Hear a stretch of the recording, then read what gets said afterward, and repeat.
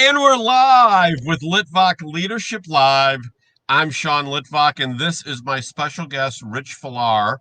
So if it looks like I'm sitting in a car and my face is super close to the camera, just ignore that and pretend I'm further back and there's a nice background behind me. You know, we all have a day job and a side gigs, but just because I'm on the day job out in the field right now, I did Doesn't not stop want you. you all to lose out on hearing from Rich Filar today. So, Rich, how are you, and what is that TV behind you? That is a TV from 2007, I do believe. Big tube, but I don't even know if it works. Yeah. However, but it's there. It's and VCR combo. Oh, Boom. so it is state of the art for training. Yes, indeed. It's pretty amazing when you think about it that we all used to have in offices VCR TV combos hanging up in places or sitting on stands, and we would prop people up in front of them and say, okay, I'm going to put in the training video now, here you go, and see what then, and then they had to sit there and watch it. Correct. Now we stare at a screen. Now we stare at a screen, and then you have to click things to make sure that you're at least somewhat engaged. So, all right, so we've got Kenneth Mayberry, Eric Bam, and Tim Lord are here so far, and someone likes something that we've had to say because we've gotten one like. It's a big day. Oh, Stephen Schreier is here also, if I'm saying that right. Stephen Schreier, know him from ESW. So, Rich and I have known each other for a short period of time, probably about it's September, so 5 months, 6 months, somewhere in there. And Rich has recently gone through a job transition where he is now the sales leader at Toshiba Business Systems. So the first thing I've got to ask you is I've never actually seen the title for someone as sales leader. So do people follow you around like minions, or how exactly does that work? It's not a minion effect, Sean, but it is.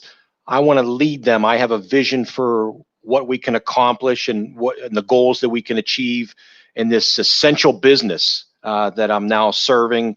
And so I want to be a leader, not a manager. I don't want to manage. Sure. I want to lead.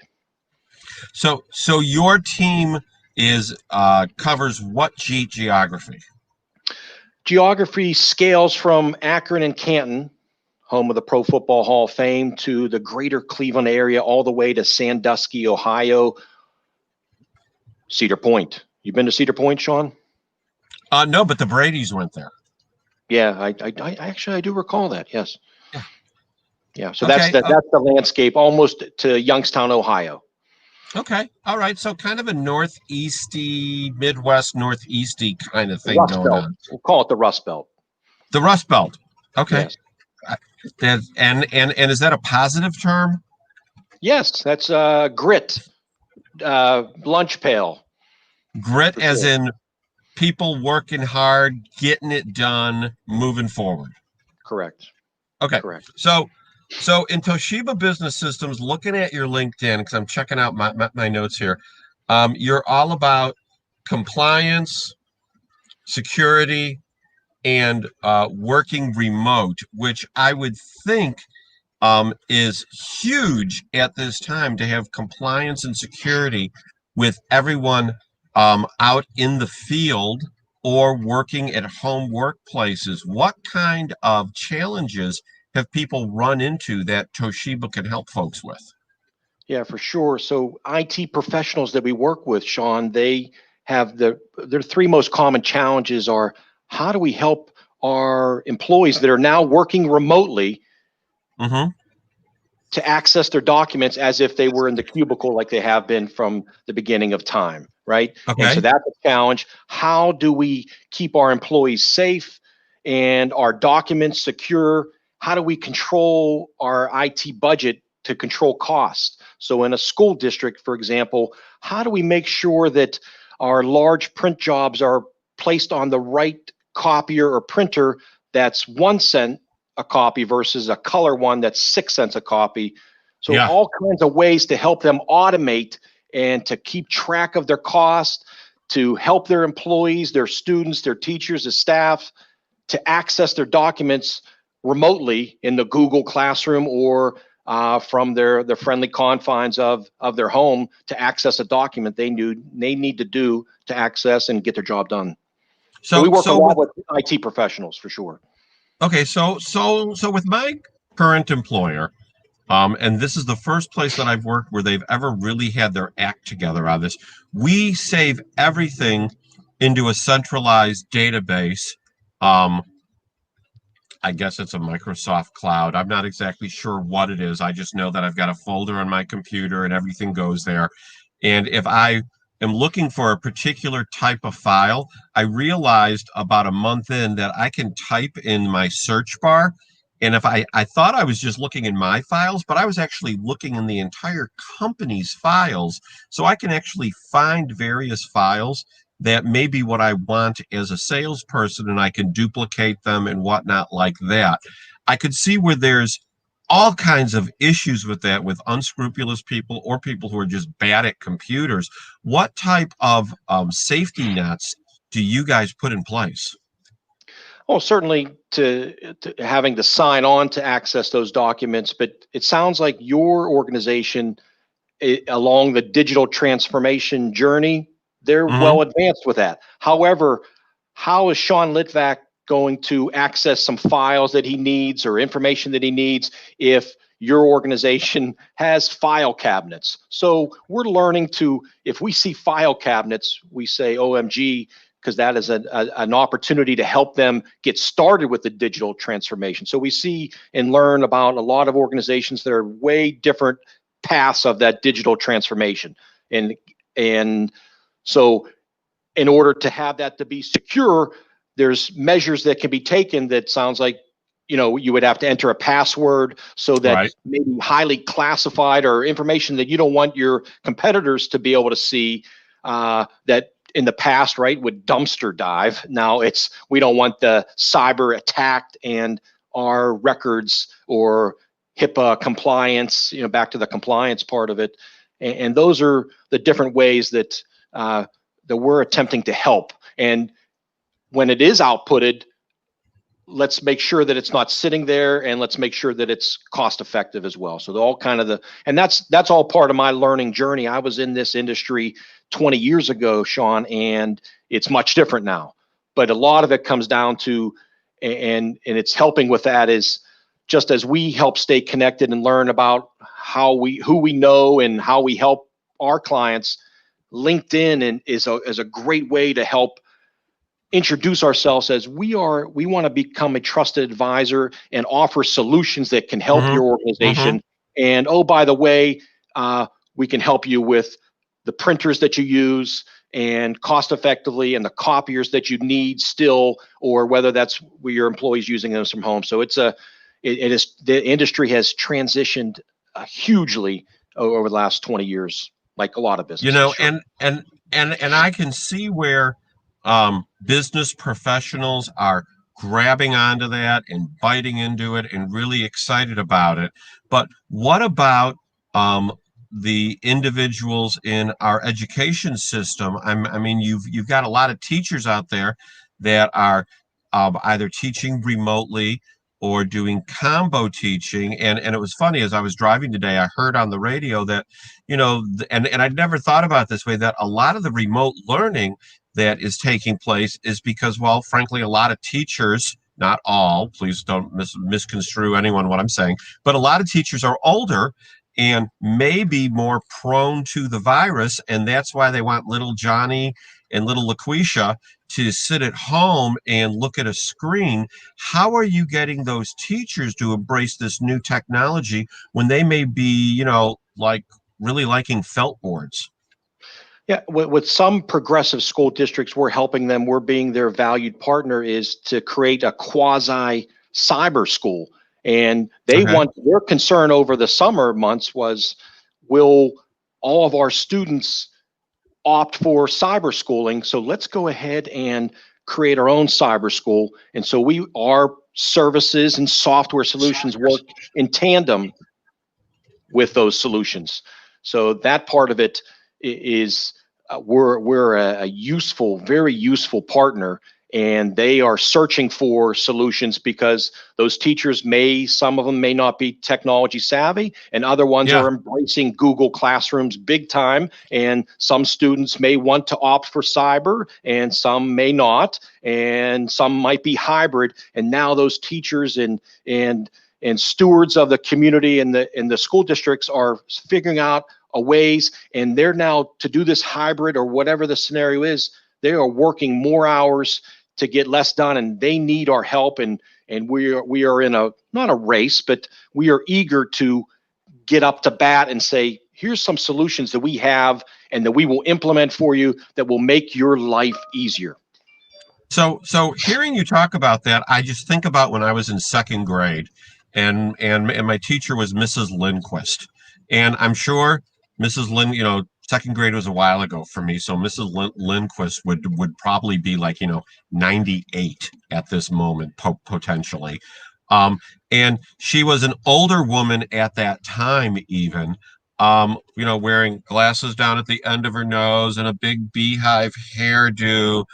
Ready to whip you with a ruler, perhaps? Waiting to whip me with a ruler. Absolutely. So how are you guys helping Mrs. Lindquist and those of her generation who are teaching now that, they use a computer, but, you got to go from A to B to B to C and go in this folder and then log into this.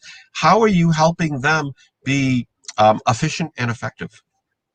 Yeah, that starts at, with the administration that is responsible, or whether it's IT or the business manager, making it as simple as possible. To your point and to your question, is it has to be very simple.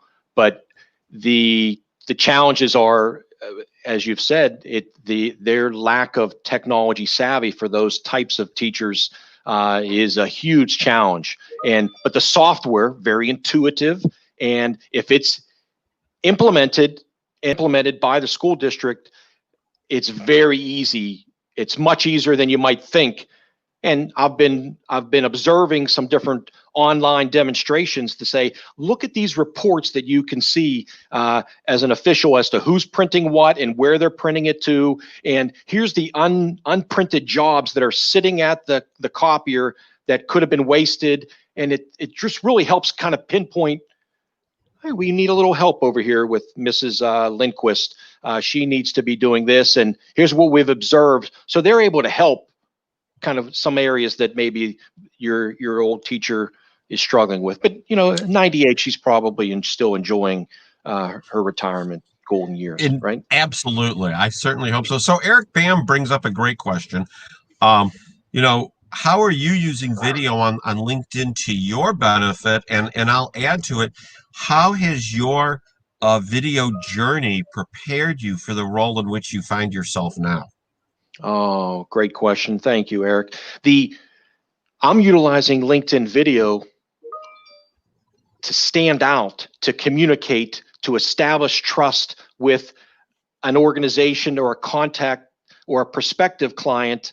I'm sending them a video. They get to see this smiling face, this face for radio, and they're going to be able to, it helps me connect with them a little bit closer. I'm also utilizing Hippo video, that video platform, and I've introduced this to the sales professionals here on my team as to, it's very challenging for us to sit side by side with our prospective clients or our clients.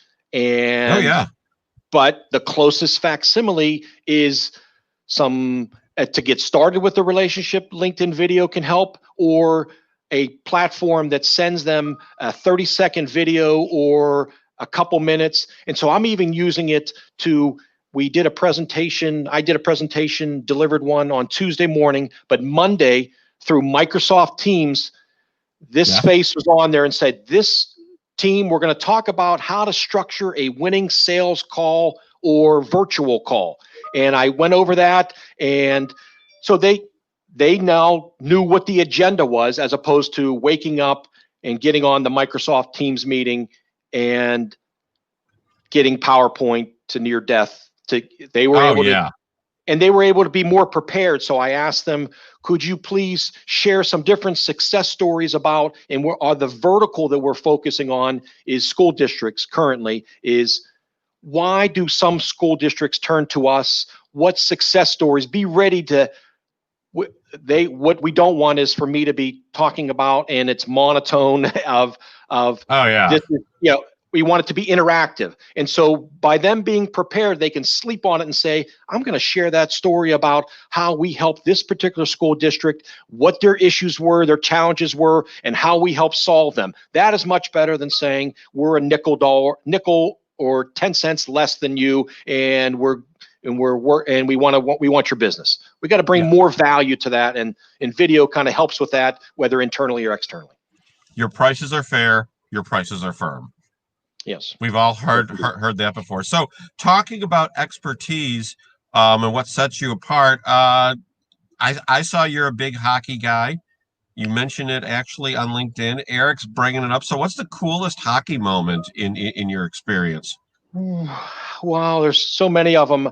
I'm a proud Penn State graduate. I played hockey at Penn State, and still to this day. In fact, earlier today for lunch, I visited one of my former teammates. He's in this greater Cleveland area. Hadn't seen him in quite a while, but wow. My favorite story that I've told, this is kind of a funny story, but in the Pittsburgh area, I was playing in a celebrity hockey game. A couple of my buddies were playing against celebrities that could skate, from Jack Lambert, Hall of Fame linebacker for the Steelers, to radio personalities, to former Penguins. And so Jay Caulfield, big bruising guy, 6'5". He was a body. He protected Mario Lemieux. So he was skating as if it was the 7th game of the World Series, the Stanley Cup Finals, and he was playing very physical in this celebrity hockey game. And he checked me, and I like to play a physical brand of hockey. And he checked me, and he said to me, "What are you doing out here? You can't even skate." And I said, "What are you doing out here? You're not a celebrity." And he reached with his right hand and punched me right in the face. Did not knock me down, which I was proud of, but I may have told that story. This might be the 5,000th time that I've told it. And it's just a funny story. And ironically, I met him at a Pittsburgh Pirate baseball game, and I told him that story, and I told him that story, and he remembers it, and he said, "I feel sorry. I feel bad." And I said, "No, I asked for it by that very quick." But again, we might want to call him a goon. He was a tough guy, 6'5", huge. So that is him. yeah. That was. I have a sharp tongue, which sometimes gets me in trouble. But that's a funny story. I feel your pain on the sharp tongue getting oneself in trouble. Yes. No doubt about it. So Rich, one thing about you that has really impressed me is that, I'll see you post videos, and at first I was always like, what is this guy posting about? But it seems like you post a lot of videos about areas in which you volunteer. I for years was labeled as a leadership junkie amongst my friends, but you're almost a volunteerism junkie. Tell us about some of those areas in which you volunteer. Yes, I enjoy it. It's a good feeling. Several times I've donated my muscles to at the Greater Pittsburgh Food Bank. And I have no lack of perspective of the challenges that I think we all can agree that bald is beautiful. But so from time to time, I will donate at the Greater Pittsburgh Food Bank. And so to me, I have no problem with picking up a bushel of food and putting it in someone's car or helping them carry it out. And that is a good feeling. 1 in 7 adults during normal times are food deprived or food insecure. And nowadays, and children 1 in 5, Greater Pittsburgh Food Bank, for example, was made national news. There was a long line of cars that during those pickup times. And that's just, to me, I think a rewarding experience to give back. I walk out of there feeling like $1 million for sure. But the last time I did it, we were putting shucks of corn and putting them in 72 of them in a box. You had to count them. And the next day I could hardly bend over because I'm getting older, and I have not stretched in 35 years, but that's a whole nother topic. Yeah. My daughter, when I tell her about my workout at the gym, she goes, "I don't hear you talk about stretching. You need to stretch." I wish I could. I should. And I want a little fun fact about me. If you see my name there and you don't know me, oftentimes I'll get a woo, and like, is that Ric Flair? So oftentimes a story from my medical days. I'm in the OR, but then you need some hairstyle going on. Yeah, I mean, alligator. Anyhow, alligator gate. Anyhow, so check this out. So I'm in the OR of a hospital, observing, making sure the surgery is going the right way, no adverse events, and I'm well tuned in. I want to make sure that I'm not just kind of looking around and just wondering what I'm going to do later to the day. And the surgeon looks at me and says, "Is your name Ric Flair?" And I said, "No, I'm 6 feet away from her." But I oftentimes I get that, and I like to say that that's my name spelled sideways. So I'm a Ric Flair fan just because his name is very similar to mine. And is that a feel good from a surgeon to like get mixed up with letters, like to what is that called? When things get twisted visually, that's you don't know where I'm going with that. What is that called? I dyslexic. I mean, do you want a dyslexic surgeon? Well, no, but I'm 7 feet away, and little name tag, so it's okay. But my name is close to that. But then she subsequently told me that for her nephew, she bought a whole bunch of things one time, and then for the longest time, she would receive other emails, and I was just like, oh my goodness, I can't. So I've told that story numerous times that I'm not Ric Flair, but my name is really close to it. Fun fact. And also looking at your Facebook, we all have bios on Facebook. Do you know what yours says? King of Rock, maybe? King of Rock. So are you talking about Rock the TV show? Are you talking about strumming a guitar? Where are you going with that? During the pandemic, for the first time, because I had a quick tenure as Mulch King, because for the first time in 15 years, I spread my own mulch in my front yard. And then I got underneath my deck, rock from I placed there. I had it dropped over I had all these rocks dropped off, 2 pounds or 2 tons of rocks. And so I took a picture of it.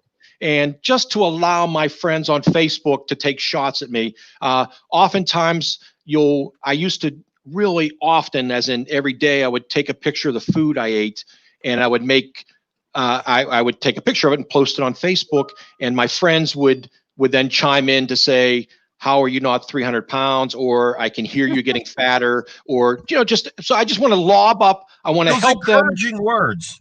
I'm a big target, but I like to have fun with that module, and so that's how I've used it. But I'm a goofy, I would say, is goofy but then I also it's in the same. I'm not sure you're a Run DMC fan, Sean. I don't know that, but King of Rock was one of their songs. No. So I was listening to that on replay while I was shoveling that into my wheelbarrow and then moving it down and then spreading that rock. But I was very proud of myself for completing that. And there I couldn't walk for a week. That was the week. I just moved a ton of rock recently, and I did it an hour a day for 7 days. I made it simple yet painful. Shawnee Mack has a question. By the way, Shawnee Mack is going to be on the show tomorrow, but he's got a question that I don't know the answer to. Can you see it? Oh, I can. And that is if he had an easier question, I would say, and I always strive for a Gordie Howe hat trick, is that's what that's called. The Mr. Hockey, Gordie Howe. That's what it's called, Sean McElvaney. Okay. I have no Now idea you what learned that something. is. Everyone else learned something here today. The Gordie Howe hat trick. That means you have skills to put the puck in the net and to help a teammate do the same and to get in a fist fight. Okay. All right. I like that. And I guess we're getting a request for you to do an impersonation. No. I can, but I will not. I'm a professional. Yeah, Wyatt's going to be joining us very soon on another stream. So tell me, okay, one more thing from Facebook, and I didn't even have to go that deep into your Facebook. By the way, there's not a lot there, or you just have a lot of things hidden. I'm not sure what it is. The other day on the 12th, you took your dog to Tantastic Tanning. What was that about? I did not. So as I'm eating all this food, this is over. I went through a phase where I would phantom check into places like Gold's Gym or tanning places, and that also would allow my friends to, often they would ask, "Did you really go to that?" And like, no. And then my other buddies would say, "You can't work out by driving by it." And so it's just all towards the silliness that it is. So that was a misrepresentation of my whereabouts. So I apologize if anyone would. But oftentimes I do get the, as the stewards of that particular Facebook page that I check into, they ask, they follow up with, "Well, would you like to? How many stars did you give us? How was your experience?" And I have to say them sometimes that I actually didn't, but you got that free publicity from random. So silliness, more silliness. So a more serious question that we all talk about. When do you see travel coming back? No, I would say when do I see getting on an airplane or I can't even foresee. I'm going to guess, or I'm going to be on record here, right? The April. I don't know. I don't know.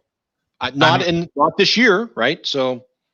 Yeah, I mean, I've gone from 100 nights a year, and then it was cut off in March, and right now I'm on my second trip in about 4 weeks. And the only reason I'm even doing this trip is I couldn't figure it out on LinkedIn. I couldn't figure it out on the phone. I couldn't figure it out researching. So I have to just go and see if I can figure it out. It's one of those deals. Otherwise, I'd be, working in the home office like everybody else. I just don't see a lot of people. Is your team all in one location, or is everybody remote? Everyone's remote. Okay. They're able to come in. They weren't able to come in for a while.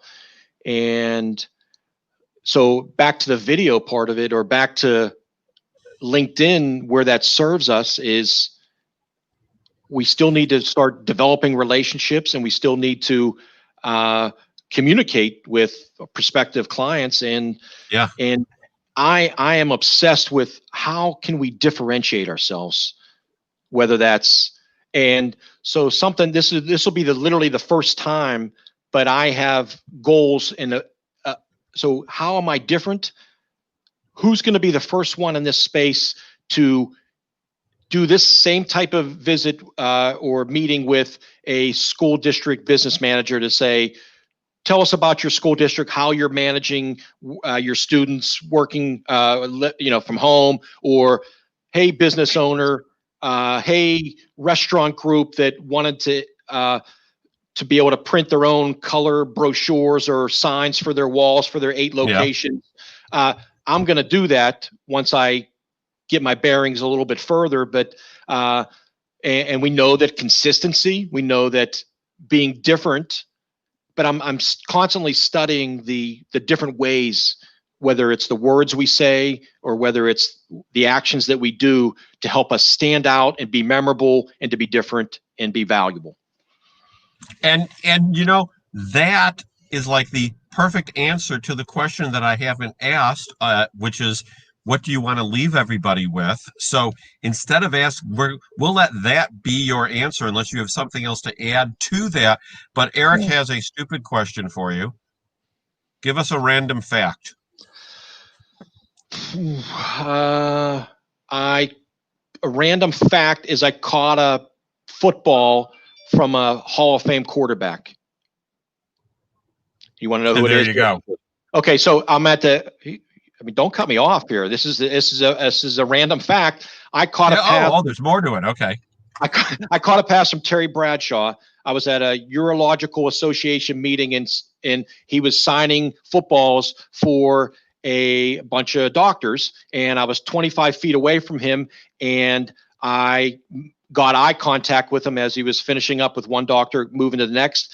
And I put my hands up like this, and he fired the ball at me. I'm so happy it didn't do a Marsha Brady and hit me right in the nose. And I caught it, and he had signed it, and I think I just threw it away recently. But that is another story that's memorable. You know, a fun fact, random, as Eric. I just give the people what they want. A random fact, done.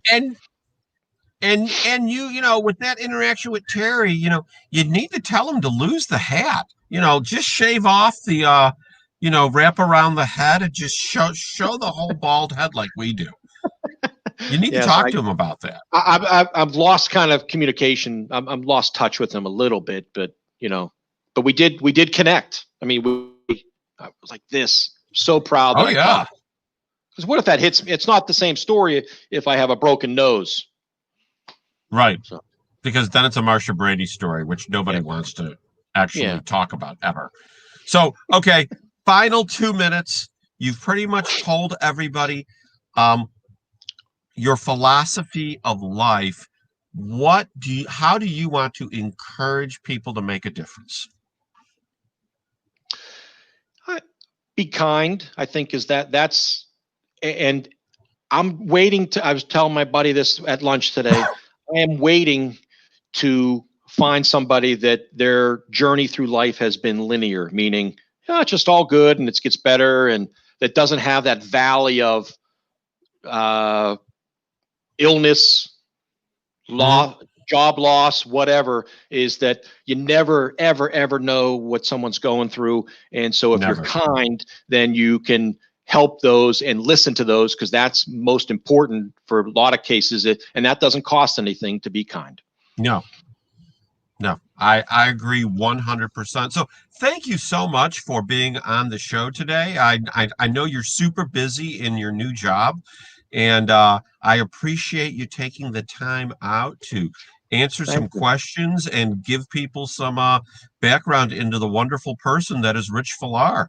Oh, well, thank you. I enjoyed this visit, and I hope that you continue. I enjoy your voice, but I enjoy learning about other successful, like-minded people that you've been able to interact with here on the Litvak leadership.